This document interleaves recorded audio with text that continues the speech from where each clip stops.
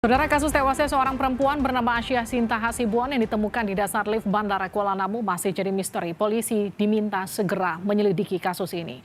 Kalau kita lihat buntut tewasnya seorang perempuan di lift Bandara Kuala Namu, Sumatera Utara. Ada 5 orang personel Bandara Kuala Namu yang dinonaktifkan. Dari 5 orang itu 2 diantaranya merupakan pejabat senior, manajer teknik, dan 3 orang lainnya adalah security yang membindangi CCTV di bandara.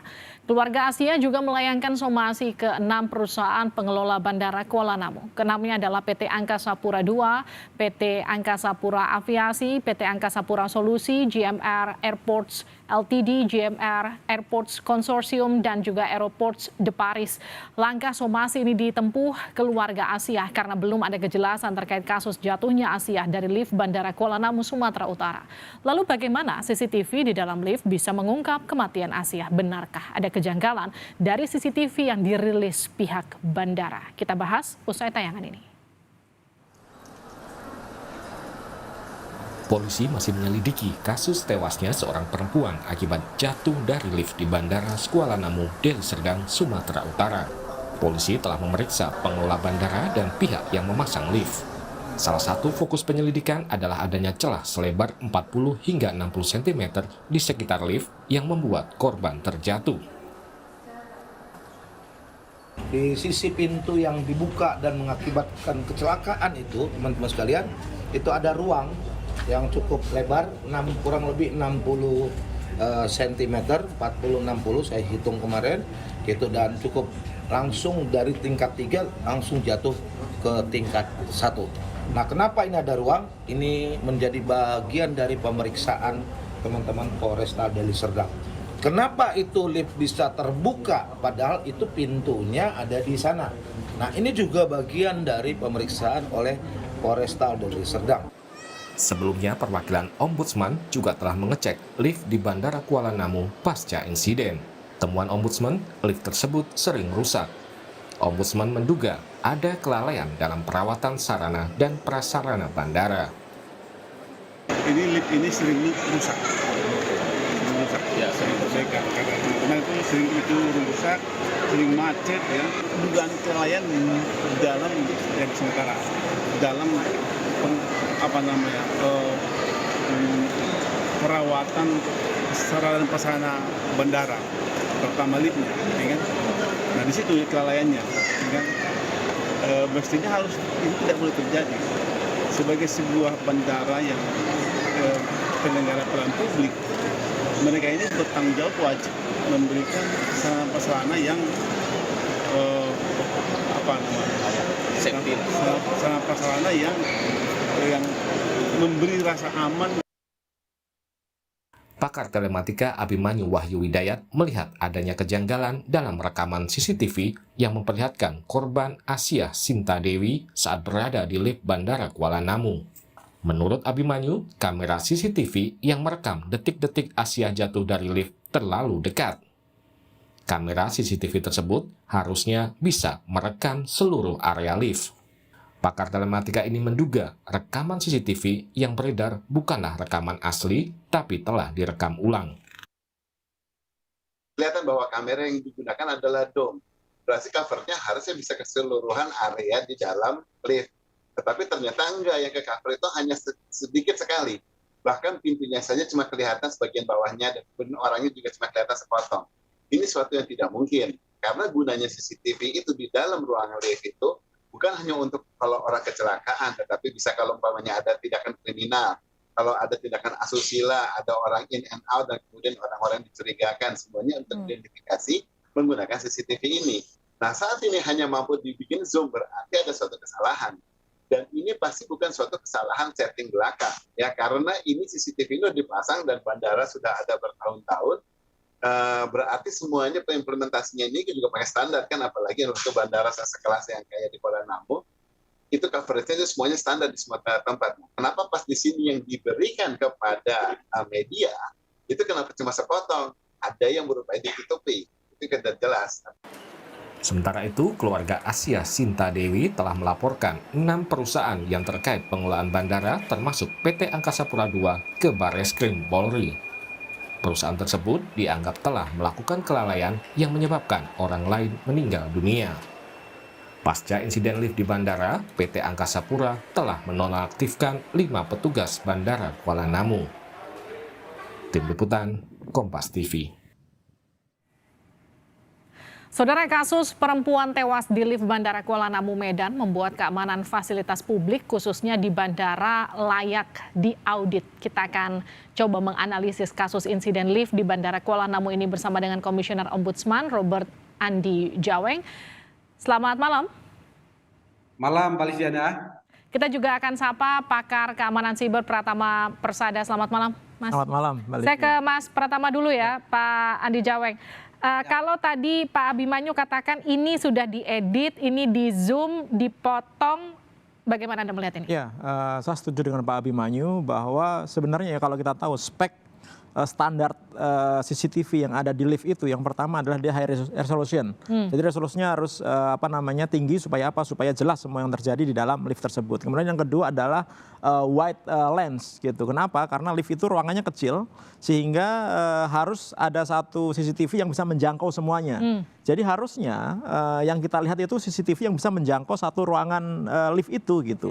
Bukan seperti yang dirilis yang ada di media sosial tersebut. Sudah gitu. kelihatan kepotong sedikit Udah ya, pasti karena nggak jelas itu posisinya. bukan seperti itu liftnya gitu. Kemudian yang ketiga gitu, dia harus memiliki kemampuan untuk biasanya gerakan, sensor gerakan, kemudian ada suaranya. Kenapa? Karena banyak kejadian-kejadian di lift gitu, itu yang butuh recording. Misalkan ketika orang mencet tombol emergency dan lain-lain gitu. Nah, kalau itu sebenarnya benar liftnya, CCTV-nya benar, saya pikir tidak terlalu susah ya mengungkapkan apa yang terjadi di dalam lift tersebut begitu. Karena ternyata dari rekamannya kan banyak sekali kejanggalan gitu. Yang kalau saya dari sisi orang awam terhadap teknologi lift ya, ini hampir nggak masuk akal begitu. Karena kalau kita baca standar-standar pengamanan lift itu banyak. Salah satunya dia nggak akan kebuka di tempat yang bukan semestinya gitu. Apalagi kita lihat ketika terbuka pertama itu ada space sedikit kan antara lantai dengan liftnya gitu. Itu harusnya nggak mungkin bisa kebuka gitu. Jadi udah jelas ada malfunction di situ. Yang kebuka, yang kedua malah yang terbuka di tempat yang tidak ada pintu keluarnya. Itu lebih aneh lagi gitu. Jadi menurut saya kalau misalkan CCTV-nya itu diberikan CCTV yang benar begitu, nanti harus di forensik ya gitu.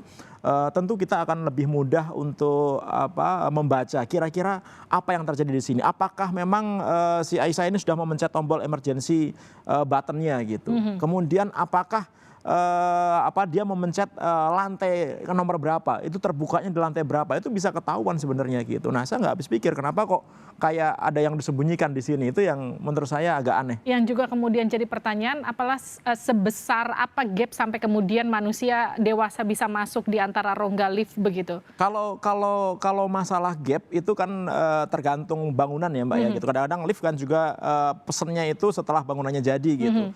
Harusnya nggak ada masalah sih, rongga seberapa pun juga harusnya nggak ada masalah gitu, karena lift nggak akan kebuka di tempat Intinya itu. dia tidak akan kebuka kalau lantainya belum nyampe. Nggak akan kebuka di tempat itu gitu, jadi kalau kebuka ini agak aneh gitu.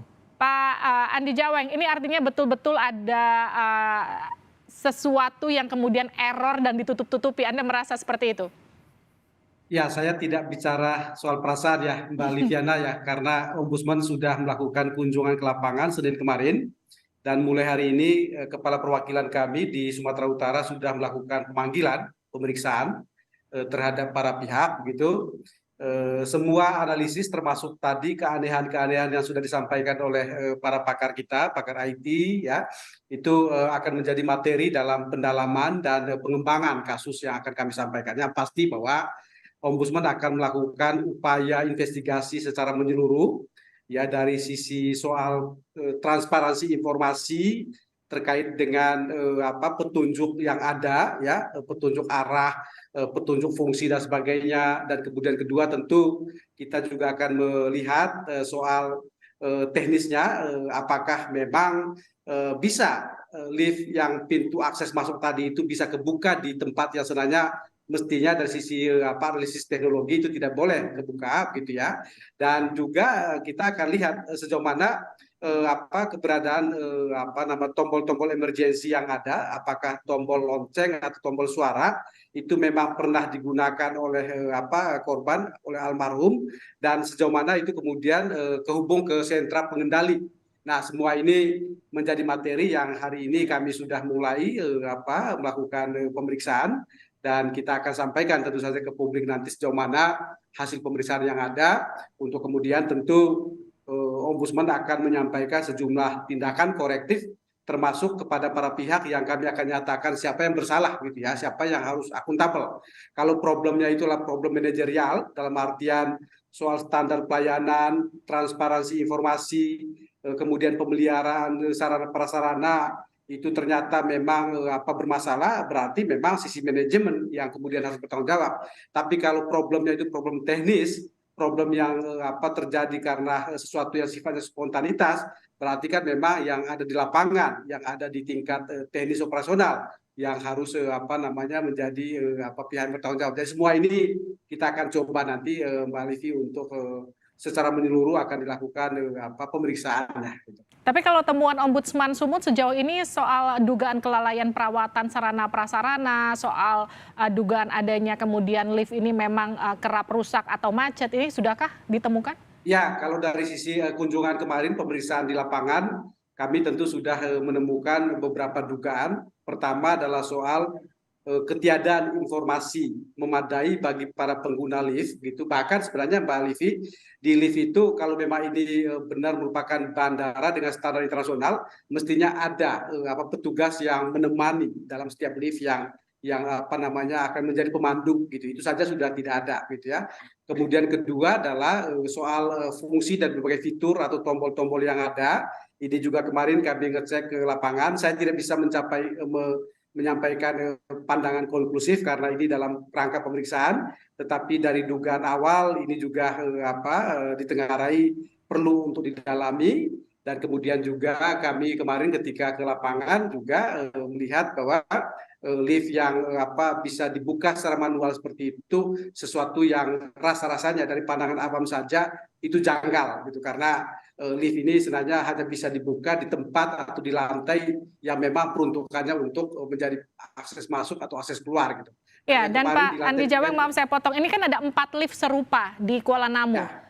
Satu yang kemudian menjadi kasus sekarang. 3-nya lagi dicekkah dengan Ombudsman, apakah kemudian punya kasus yang sama? Ya, saya dengar kemarin ada 2 lift yang coba diperbandingkan gitu ya.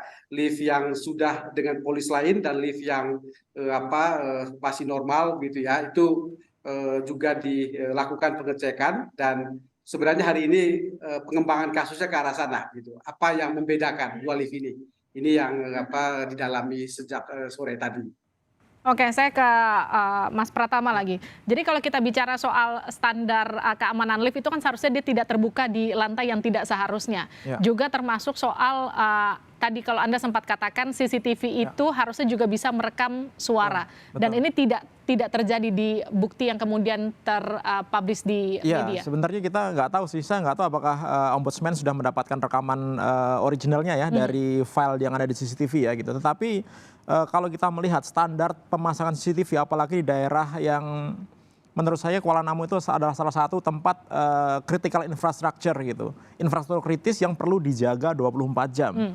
Jadi hampir nggak mungkin gitu tidak ada yang jagain monitor CCTV gitu. Operator CCTV-nya nggak mungkin nggak ada di tempat. Nggak mungkin nggak ada. Nah ini kan agak aneh gitu, karena dari beberapa yang saya baca ketika kejadian katanya operatornya sedang rapat gitu ya kan. Padahal kan ada petugas yang lain harusnya menggantikan. Nggak boleh tempat itu kosong karena ini tempat critical infrastructure dan butuh diawasi 24 jam gitu. Dan ketika keluarganya itu mencari si ibu ini gitu, kemudian menginfokan bahwa terakhir nelpon di lift karena ditelepon keponakannya ya gitu. Herannya itu kok yang dicek itu hanya liftnya gitu ya, nggak mungkin. Orang naik lift itu berapa menit sih gitu, dari mulai atas sampai ujung bawah itu berapa menit sih gitu. Kenapa kok nggak dicek CCTV-nya? Kenapa kok tidak berpikiran bahwa kita coba ya cek ya mulai dari dia masuk ke dalam bandara sampai dia keluar bandara. Kalau kemarin saya sempat berbincang dengan tim kuasa hukum dari pihak keluarga menyatakan untuk mengecek CCTV di sekitar lift itu ada istilah mereka harus sesuai dengan prosedur yang tidak bisa diakses, tapi kemudian mereka diizinkan untuk mengecek CCTV di wilayah lain. Itu yang kemudian jadi pertanyaan, kenapa liftnya nggak boleh di wilayah lain boleh? Gini, memang saat ini ketika privasi itu menjadi hal yang harus dipatuhi banyak orang gitu. Kamera itu adalah merupakan salah satu konten yang isinya privasi gitu. Iya. Memang tidak sembarangan orang boleh melihat konten di dalam lift gitu ya kan, apalagi di tempat umum gitu. Tetapi untuk kasus-kasus tertentu seperti ini misalkan, ini kan ada masalah gitu. Menurut saya nggak make sense gitu, nggak boleh melihat CCTV yang ada di lift. Orang ini ada kasusnya kok, ada laporannya kok, ini ada orang yang hilang gitu. Apa susahnya? Ini kan kalau kita ngomong DVR ya, alat yang digunakan untuk merekam CCTV gitu. Ini kan sangat gampang sekali. Dari misalkan dia dari nelpon itu ponakan kan bisa ketahuan jam berapa, Di menit keberapa? di menit keberapa. Nggak usah nyari sampai seharian full. Tinggal dicari aja di jam berapa, menit keberapa, detik keberapa gitu. Pada saat dia di lift kan simple gitu. Nah ini saya juga nggak habis pikir kenapa kok itu tidak dilakukan. Butuh waktu 3 hari setelah kejadian ada bau busuk itu baru ribut-ribut nyari isi dari CCTV itu. Kalau aneh. standar keamanan untuk khususnya CCTV di fasilitas-fasilitas umum itu seharusnya seperti apa, Mas? Ya, jadi kalau menurut saya yang pasti adalah CCTV itu adalah ranah yang menurut saya agak private ya gitu. Bahkan di tempat-tempat publik yang dikelola oleh pemerintah pun itu juga sebenarnya private gitu. Tetapi bukan berarti bahwa itu nggak boleh dilihat gitu. Dan sebenarnya kan ada petugasnya ya gitu. Petugasnya dengan otoritas tertentu gitu, dengan pimpinannya harusnya bisa melihat itu. Bahkan petugasnya pun bisa melihat gitu. Paling butuh izin gitu, ada alasannya apa gitu. Nah, kalau masalah pengamanan saya pikir ya standar lah, CCTV nggak boleh terjangkau sama orang, nggak bisa dimodifikasi, nggak boleh diotak-atik gitu. Nah, ini nanti juga harus hati-hati nih.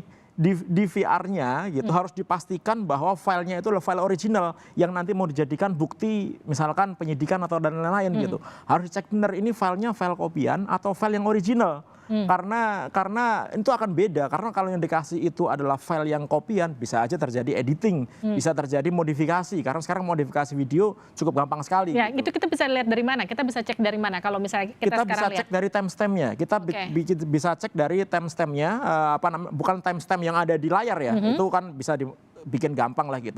Tapi timestamp di filenya gitu. Kita bisa cek apakah filenya itu benar-benar file yang ada di CCTV pada tanggal itu, jam itu, detik itu gitu, atau yang diberikan adalah hasil kopian gitu. Nah, kalau yang diberikan hasil kopian menurut saya tidak layak untuk dijadikan bukti gitu. Jadi harus mumpung ini belum jauh ya. Biasanya kan kalau recording CCTV itu setelah dalam waktu tertentu dia akan keiris gitu. Saya nggak tahu di Kuala Namu berapa lama ya gitu. Mungkin bisa 1 bulan, bisa 2 bulan begitu. Nah, mumpung masih ada waktu, sebaiknya saat inilah yang tepat untuk melihat file CCTV tersebut sebelum keiris. Kalau sudah kehapus nanti akan repot lagi, harus direcovery lagi dan lain-lain. Kalau sekarang saya pikir pasti ada gitu rekamannya gitu. Karena yang di-share itu kan hasil rekaman kan ya. Berarti harusnya ada gitu. Nah, harus diminta itu filenya gitu. Apakah nanti akan membuat Kuala Namu jadi lumpuh? Enggak dong gitu. Bisa dipinjamkan misalkan hard disk backup-nya gitu. Dan saya pikir fasilitas sebesar Kuala Namu nggak akan hanya punya satu DVR. Pasti ada backup-nya gitu. Sehingga kalaupun satu diambil untuk proses itu nggak ada masalah. Ataupun kalau misalnya diganti hard disk-nya, hard disk yang itu diambil untuk diforensik, itu pun sebenarnya nggak ada masalah gitu. Masalahnya sekarang mau apa enggak gitu aja. Mau nggak benar-benar mengungkap itu sebetulnya siapa yang lalai, Pak Andi Jaweng? Ya, kalau dari sisi kami sebagai lembaga negara, bukan persoalan mau atau enggak, memang dia harus terikat pada kewenangan yang dimana tidak boleh ada pihak yang menghalang-halangi pemeriksaan ombudsman maupun kepolisian juga, gitu ya. Dan itu merupakan tindak pidana. Jadi kalau tadi misalnya keluarga itu dibatasi untuk mengakses CCTV yang ada, saya nggak tahu alasannya kenapa, apakah karena ada regulasi atau ketentuan yang membatasi karena soal privasi, atau ada sesuatu yang ditutup-tutupi, kita nggak ngerti soal itu. Tetapi kalau kemudian ombudsman kemudian meminta agar itu dibuka, termasuk tadi itu misalnya bahwa CCTV yang katakanlah yang asli atau yang benar itu ternyata ada, gitu, atau yang lebih luas jangkauannya itu atau ada, maka kami punya kewenangan untuk meminta itu, dan jika ada upaya untuk menghambat, menghalang-halangi atau memanipulasi, tentu ini bagian dari tindak pidana yang kita akan proses secara hukum juga. Jadi saya bisa pastikan Mbak Livi, kita akan bekerja sesuai dengan kebutuhan yang ada dan fakta-fakta yang ada di lapangan, dan mudah-mudahan nanti ini bisa kemudian mengungkap apa yang sesungguhnya terjadi, termasuk kalau memang CCTV yang beredar hari ini di media-media sosial itu adalah CCTV yang sudah entah potong atau sudah direkayasa, atau bahkan itu bukan sesuatu yang lengkap misalnya gitu. Pak Dijaweng, sekarang kan sudah ada 5 petugas yang kemudian dinonaktifkan. Ada 2 di level manajer, ada 3 yang memang mereka bekerja sebagai CCTV operator. Ini sudah tepat langkahnya menurut Anda?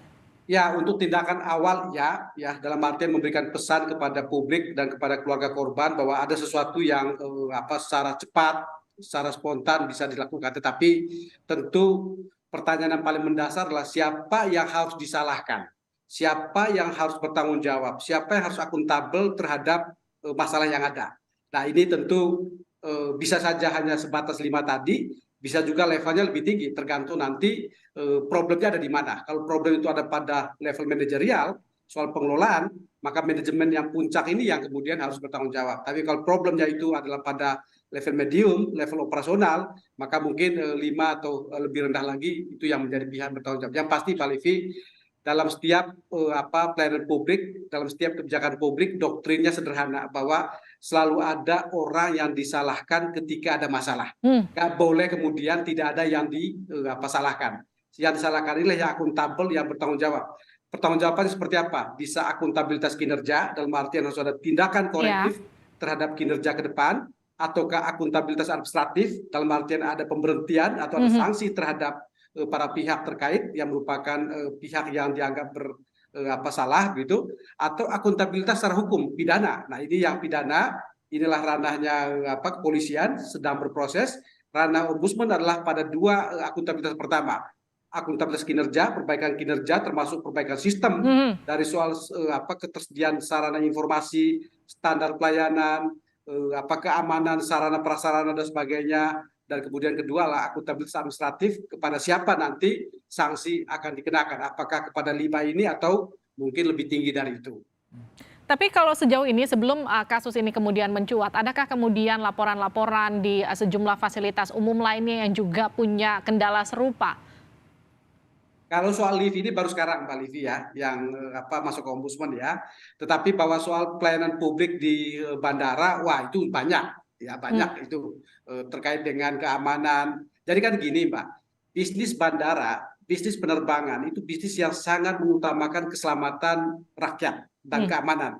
Dan buat kami di Ombudsman, keselamatan rakyat adalah hukum tertinggi dalam pelayanan publik. Maka memang mengelola bandara itu tidak sama dengan bisnis yang lain. Ini bisnis yang membutuhkan tingkat akuntabilitas yang sangat tinggi, tingkat jaminan kepastian dan keamanan yang sangat kuat gitu. Karena itu memang seperti sarana lift atau apapun gitu, harusnya itu punya sesuatu yang special treatment gitu. Saya membayangkan misalnya lift yang sangat eksklusif seperti ini harusnya itu ada orang atau ada petugas yang menemani. Apalagi kalau yang masuk ke lift itu cuma sendirian dan belum tahu juga apakah orang ini korban atau almarhum ini pernah menggunakan lift itu atau bahkan mungkin baru pertama misalnya. Nah, ya begini-begini kan mestinya bandara dengan standar internasional itu punya standar pelayanan yang lebih spesial dan lebih mumpuni daripada lift-lift di perkantoran atau tempat-tempat lain gitu ya. Oke, terakhir dari Mas Pratama, jadi evaluasi kalau kita bicara soal lift itu kemudian ke depannya ketika kita menemukan satu sistem error dalam satu lift, apa yang kemudian harus kita lakukan? Ya, menurut saya kuncinya adalah maintenance ya, maintenance secara rutin ya gitu. Kan lift ini kan juga dijalankan sama sistem yang komputer based gitu. Jadi sebenarnya kalau kita maintenance itu ketahuan kok lift itu error apa enggak gitu. Kemudian akan ketahuan sebenarnya butuh ada masalah di mana gitu. Ini semuanya sudah komputer based, bukan kayak dulu ya kalau kita lihat dulu kan mesti manual. Sekarang udah nggak ada komputer yang nggak dikontrol, nggak ada lift yang tidak dikontrol oleh komputer gitu. Jadi semuanya itu bisa dicek menggunakan komputer based. Masalahnya adalah ini dilakukan maintenance apa enggak gitu. Karena kalau dilakukan maintenance kayaknya hampir nggak mungkin ya kejadian seperti ini, apalagi tadi anggota ombudsman bilang ini adalah infrastruktur tempat yang memang harusnya lebih dari yang lain. Keamanan gitu. nomor Ya. satu harusnya. Karena udah banyak loh kasus-kasus lift yang jatuh ini mulai dari tahun, saya punya datanya dari tahun 2016-19 Juni itu rumah sakit Fatmawati anjlok, 20 Januari 2017 gedung BRI 2, 17 Maret 2017 itu di Blok M Square, 20 September 2019 itu di kantor Wali Kota Jakarta Timur, kemudian 21 Agustus 2001 itu lift barang di Mall Margo City Depok, kemudian 22 Agustus 2021 orang terjebak di lift salon kecantikan di Kelapa Gading gitu. Ini kan harusnya jadi pelajaran ya gitu. Lift itu kan sebenarnya hal yang harus di-maintenance, nggak bisa kelihatan normal terus dibiarkan, oh masih normal kok, nggak bisa, harus dirawat bener gitu. Dan lagi tambahan lagi bahwa ketika di lift itu dipasang kamera CCTV gitu, ya CCTV juga harus di-maintenance dengan benar gitu, harus diawasi dengan benar. Kalau enggak ya seperti ini ketika kejadian jadi susah untuk mengungkapkan gitu, atau memang nggak mau diungkapkan gitu kan. Semoga bukan karena nggak mau diungkapkan ya, karena memang masih belum saja gitu. Tapi saya berharap gitu ombudsman, aparat penegak hukum gitu bisa mendapatkan file yang asli gitu dengan melakukan nanti forensik, dicek benar dan itu bisa digunakan untuk pengungkapan lebih lanjut. Kenapa kok ini bisa terjadi? Oke, Gitu, Mbak. terima kasih Mas Pratama Persada, terima kasih juga Mas Robert Endi Jaweng telah bergabung bersama kami di Sapa Indonesia Malam.